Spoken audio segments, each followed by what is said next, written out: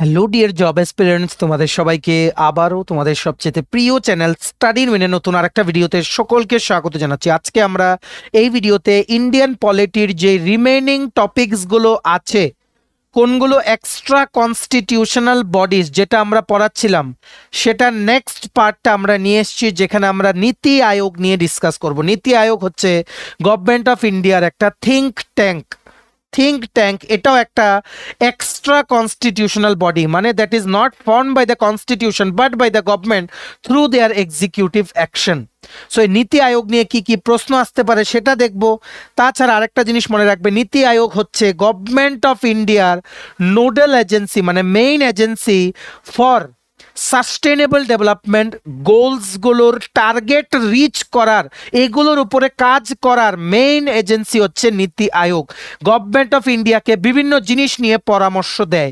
So এই নীতি আয়োগের ব্যাপারে আমরা জানবো, বিভিন্ন কম্পোজিশনস কি, মানে যেই গভর্নেন্সের 7টা পিলারের উপরে বেস করে নীতি আয়োগ ফাংশন করে, এগুলো কি, মানে চেয়ারপারসন, তারপর রিজিয়নাল কাউন্সিলস, তারপর অর্গানাইজেশনাল ফ্রেমওয়ার্কটা কি, এই সব কিছু নিয়ে আমরা দেখব। ব্যাকগ্রাউন্ড কি, সব কিছু আমরা এই ক্লাসে যা যেখান থেকে প্রশ্ন জিজ্ঞেস করা হয় নীতি আয়োগ টপিক থেকে, ওইগুলো আমরা এই ভিডিওতে কভার করব। ঠিক আছে, ভিডিওটা মনে রাখবে তোমাদের আপকামিং টিপিএসসি কম্বাইন্ড 3, ত্রিপুরা হাইকোর্টের group D, cook, LDC PA, JRBT 2, Tripura পুলিশের সাব ইন্সপেক্টর ও কনস্টেবল নিয়োগ, আপকামিং ত্রিপুরা ইউনিভার্সিটির নন টিচিং স্টাফের রিক্রুটমেন্ট ইত্যাদি ত্রিপুরা আপকামিং সমস্ত সরকারি চাকরির প্রতিযোগিতামূলক পরীক্ষার জন্য খুব খুব গুরুত্বপূর্ণ। তাই তোমরা প্লিজ এই ভিডিও লিঙ্কটা ম্যাক্সিমাম হোয়াটসঅ্যাপ, ফেসবুক, টেলিগ্রাম গ্রুপে শেয়ার করে ত্রিপুরার প্রত্যেকটা কর্নারে যতজন চাকরি প্রত্যাশীরা আছে সবাইকে এই ক্লাসটার থ্রুতে ওদের প্রিপারেশনটা বুস্ট করিয়ে দেওয়ার তোমরা চেষ্টা করবে। ঠিক আছে, চলো শুরু করছি। Before I begin this video, ছোট্ট একটা কথা বলে দিই, তোমরা যদি এমন অ্যাসপিরেন্ট হও যাতে ত্রিপুরা সংক্রান্ত রেগুলার,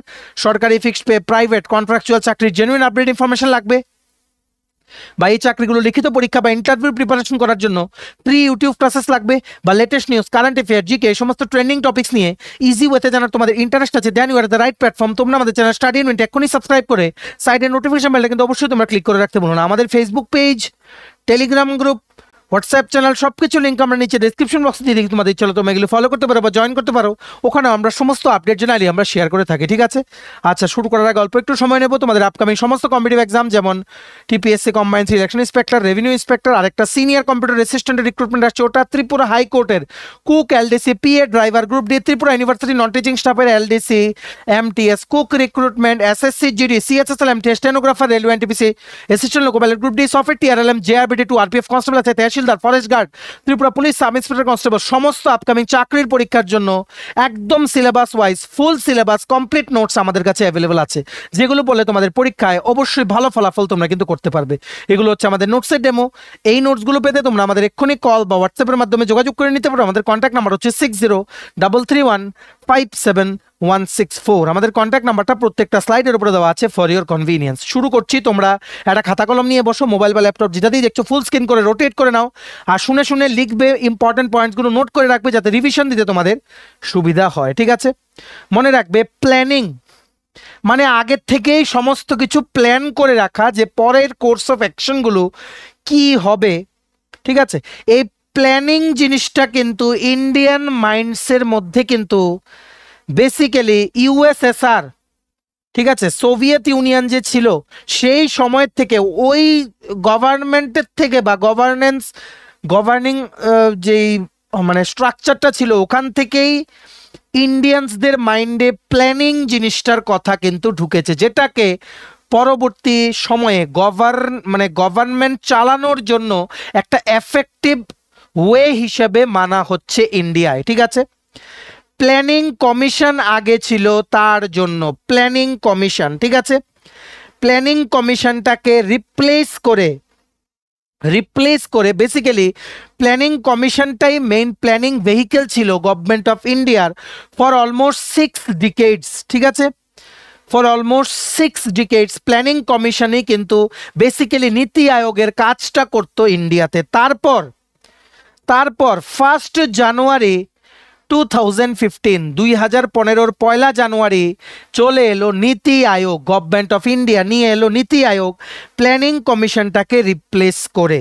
ঠিক আছে, বেসিক্যালি নীতি আয়োগটা চলে বটম আপ অ্যাপ্রোচ দিয়ে, bottom up bottom up approach দিয়ে চলে, যাতে করে ম্যাক্সিমাম গভর্নেন্স মানে ম্যাক্সিমাম গভর্নেন্স যাতে অ্যাচিভ করা যায়।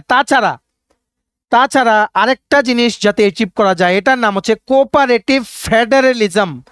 কোঅপারেটিভ ফেডারেলিজম এটার মানে হচ্ছে যখন সেন্টার আর স্টেট একটা কমন গোল অ্যাচিভ করার জন্য একসাথে কাজ করে সম্মিলিত হয়ে। ঠিক আছে, তো নীতি আয়োগ বটম আপ, এটা কিন্তু অনেক সময় জিজ্ঞেস করে, বটম আপ অ্যাপ্রোচে কাজ করে। মানে প্রত্যেকটা মানে কান্ট্রির যত কর্নারে যতজন আছে সবার যাতে উন্নতি হয় সেটাকে মাথায় রেখে এফেক্টিভ গভর্নেন্স করার দিকে, যাতে করে সেন্টার আর স্টেট একসাথে কোঅপারেশনের মাধ্যমে একটা কমন টার্গেট অ্যাচিভ করতে পারে, তার জন্যই এই উদ্দেশ্য নিয়ে নীতি আয়োগ কাজ করে। বেসিক্যালি নীতি আয়োগ হচ্ছে, তোমরা বলতে পারো, গভর্নমেন্ট অফ ইন্ডিয়ার একজন গার্জিয়ান বলতে বিভিন্ন গুরুত্বপূর্ণ বিষয়ে গভর্নমেন্ট অফ ইন্ডিয়াকে সাজেশন দেয়। মানে গভর্নমেন্ট অফ ইন্ডিয়া কি কোনো জিনিস করবে কিনা সেটা ডিসিশন, ঠিক আছে, সেই কোনো কিছুর পলিসি ইমপ্লিমেন্টেশনের আগে সেটার ব্যাপারে সাজেশন, সব কিছু মানে গভর্নমেন্ট অফ ইন্ডিয়ার হয়ে ভাবে নীতি আয়োগের মেম্বার্সরা। ঠিক আছে, সবগুলো আমরা দেখবো কারা কারা মেম্বার্স হয়। চেয়ারপারসন যিনি হন উনিকে, vice chairperson, governing council, regional council কি কি থাকে সবকিছু কিন্তু আমরা দেখবো। ঠিক আছে, এটা একটা এক্সট্রা কনস্টিটিউশনাল বডি যেটা বেসিক্যালি ইউনিয়ন ক্যাবিনেটে 2014-তে ইউনিয়ন ক্যাবিনেটে একটা রিজলিউশন পাস করে নীতি আয়োগটা ফর্ম করা হয়েছিল। ঠিক আছে, যে সাস্টেনেবল ডেভেলপমেন্ট গোলস আছে 30টা, ওইগুলো এফেক্টিভলি ইমপ্লিমেন্ট করার জন্য, গভর্নমেন্ট অফ ইন্ডিয়াকে যে সাজেশন বা সালা পরামর্শ যে দেয় সেটাই হচ্ছে NITI Aayog. It is the nodal agency for sustainable development goals. ঠিক আছে, এটা বেসিক্যালি গভর্নমেন্ট অফ ইন্ডিয়ার think tank. NITI Aayog is the think tank of government of India to foster cooperative federalism, যেটার মিনিংটা অলরেডি আমরা কিন্তু বলেছি। ঠিক আছে, আশা করি তোমরা বুঝতে পেরেছো। বেসিক্যালি এই নীতি আয়োগের ফাংশনস কি কি, নীতি আয়োগের ফাংশনসগুলো তোমরা যদি বলতে চাও, 1 নাম্বার, প্রথম হচ্ছে পলিসি আর প্রোগ্রাম ফ্রেমওয়ার্ক বানায় গভর্নমেন্ট অফ ইন্ডিয়ার জন্য। ঠিক আছে, কোঅপারেটিভ ফেডারেলিজম প্রিন্সিপালে কাজ করে যাতে সেন্ট্রাল আর স্টেট আর লোকাল গভর্নেন্স বা লোকাল গভর্নিং বডিসরা মিলে একটা কমন টার্গেট অ্যাচিভ করতে যাতে কাজ করে। নাম্বার 3, বিভিন্ন জিনিস মনিটরিং আর ইভালুয়েশনেরও কাজ করে নীতি আয়োগ। নাম্বার 4 হচ্ছে it is the think tank and knowledge and innovation hub of government of India. Think tank, knowledge and innovation hub of government of India is the NITI Aayog which replaced planning commission from the year 2015। ঠিক আছে, আর এই নীতি আয়োগের it is based basically on the 7 pillars of governance. মানে সরকার চালানোর যে প্রক্রিয়াটা সেটার 7টা পিলার, মানে 7টা মেইন পয়েন্টস। ঠিক আছে, যেটার উপরে বেসিস করে নীতি আয়োগ কাজ করে। প্রথম হচ্ছে প্রো পিপল, লিখে রাখো সবগুলো খাতায়। প্রো পিপল মানে হচ্ছে সোসাইটির যারা মানুষেরা থাকবেন এদের প্লাস প্রত্যেকটা ইন্ডিভিজুয়াল মানুষের কথা চিন্তা করে সব করতে হবে। ঠিক আছে, এটা হচ্ছে নাম্বার 1। নাম্বার 2 হচ্ছে প্রোঅ্যাক্টিভিটি মানে হচ্ছে মানে সিটিজেন্স, মানে জনসাধারণ যা চায় সেই দিশাতে কিন্তু কাজ করতে হবে। ঠিক আছে, অ্যাক্টিভলি কাজ করতে হবে সেই দিশাতে। ঠিক আছে, নাম্বার 3 হচ্ছে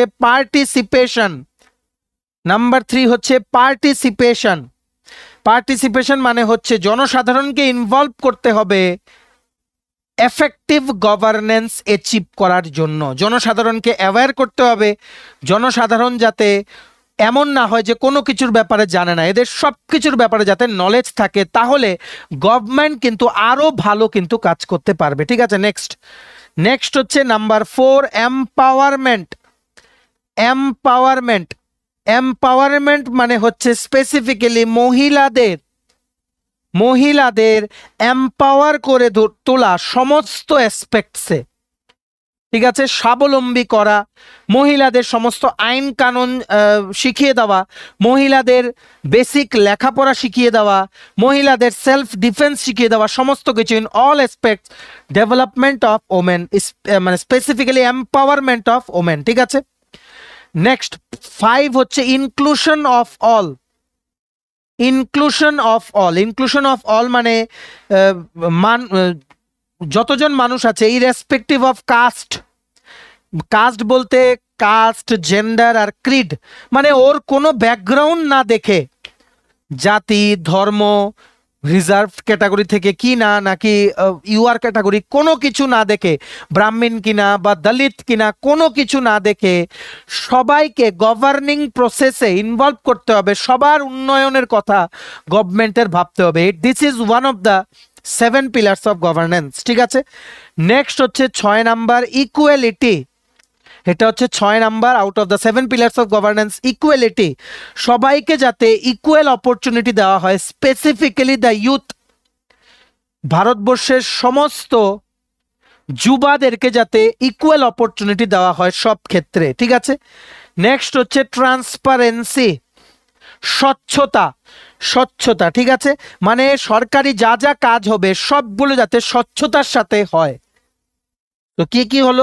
people, proactivity, participation, empowering, inclusion of all, equality আর transparency. This are the 7 pillars of governance.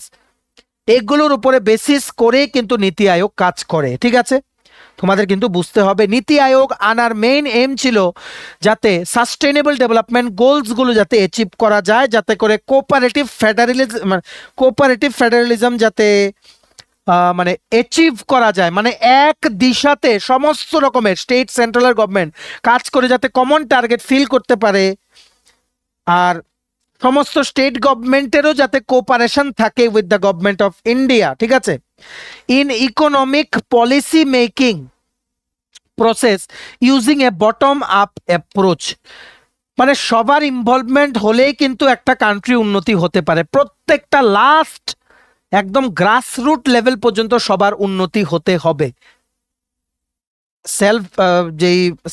Sustainable development goals যেগুলো, ওইগুলো যদি প্রত্যেকজন ইন্ডিভিজুয়াল ওরা সেলফ যদি অ্যাচিভ করে নেয়, এই একজন থেকে শুরু করে পুরো নাগরিক সবাই কিন্তু সচেতন হয়ে যাবে, সবাই কিন্তু এম্পাওয়ার্ড হয়ে যাবে, সবার কিন্তু নলেজ থাকবে, তার ফলে গভর্নেন্সও কিন্তু অনেকটা এফেক্টিভ হয়ে যাবে। ঠিক আছে, সো এই সবকিছুকে টার্গেট নিয়েই কিন্তু নীতি আয়োগ কিন্তু আনা হয়েছিল। ঠিক আছে, এইবার তোমরা জেনে রাখো নীতি আয়োগের কম্পোজিশন, মানে কে কে থাকে নীতি আয়োগে। প্রথম থাকেন chairperson, the prime minister itself. তারপর থাকেন vice chairperson, vice CP, vice chairperson. ঠিক আছে, যেনাকে অ্যাপয়েন্ট করে প্রাইম মিনিস্টার। লিখে রাখো, দ্য ভাইস চেয়ারপারসন অফ নীতি Aayog is appointed by the prime minister himself. ঠিক আছে, নেক্সট হচ্ছে গভর্নিং কাউন্সিল। গভর্নিং কাউন্সিলের মধ্যে থাকেন সমস্ত ইউনিয়ন টেরিটরির যারা লেফটেন্যান্ট গভর্নর আর প্রত্যেকটা স্টেটের মুখ্যমন্ত্রীগণ। নীতি আয়োগের গভর্নিং কাউন্সিলে থাকেন প্রত্যেকটা স্টেটের chief minister plus lieutenant governors of union territories of India. ঠিক আছে, তারপর থাকে আরেকটা কি রিজিয়নাল কাউন্সিল।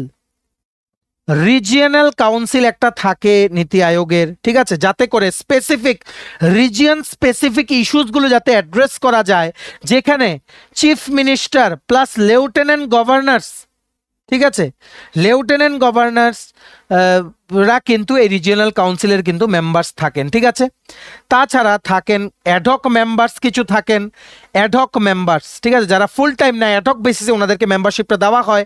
ঠিক আছে, 2 জন মেম্বার থাকেন এক্স অফিসিও ক্যাপাসিটিতে। এক্স অফিসিও মানে basically they are the head of some other institute, যেহেতু ওখানের হেড ওনারা, বাই ডিফল্ট ওনারা নীতি আয়োগের অ্যাডহক মেম্বার হয়ে যান। এমন 2 জন মেম্বার থাকেন যেনারা লিডিং কিছু রিসার্চ ইনস্টিটিউশন থেকে হয়, আর রোটেশনাল বেসিসে ওনারা নীতি আয়োগের এক্স অফিসিও অ্যাডহক মেম্বার্স কিন্তু ওনারা হয়ে থাকেন। ঠিক আছে, আর এক্স অফিসিও মেম্বারশিপ ম্যাক্সিমাম 4 জন হতে পারেন। ঠিক আছে, from the union council of ministers, যিনাদেরকে প্রাইম মিনিস্টার কিন্তু অ্যাপয়েন্ট করে, ঠিক আছে, নেক্সট হচ্ছে চিফ এক্সিকিউটিভ অফিসার অফ নীতি আয়োগ, চিফ এক্সিকিউটিভ অফিসার অফ নীতি আয়োগ, ওনাকেও কিন্তু প্রাইম মিনিস্টার কিন্তু অ্যাপয়েন্ট করে ফর ফিক্সড টেনিউর। একটা নির্দিষ্ট সময়ের জন্য প্রাইম মিনিস্টার কিন্তু অ্যাপয়েন্ট করে চিফ এক্সিকিউটিভ অফিসারকে। এই চিফ এক্সিকিউটিভ অফিসার উনি কিন্তু secretary to the government of ইন্ডিয়ার র্যাঙ্কে কিন্তু থাকেন, অবভিয়াসলি একজন IAS officer, senior IAS officer, ঠিক আছে। তাছাড়া নীতি আয়োগের যে বোর্ডে স্পেশাল ইনভাইটির মধ্যে থাকেন বেশ কিছু এক্সপার্টস বা স্পেশালিস্ট যাদের ডোমেইন নলেজ আছে, আর যাদেরকে honourable prime minister Shri Narendra Modi উনি অ্যাপয়েন্ট করেন, ঠিক আছে।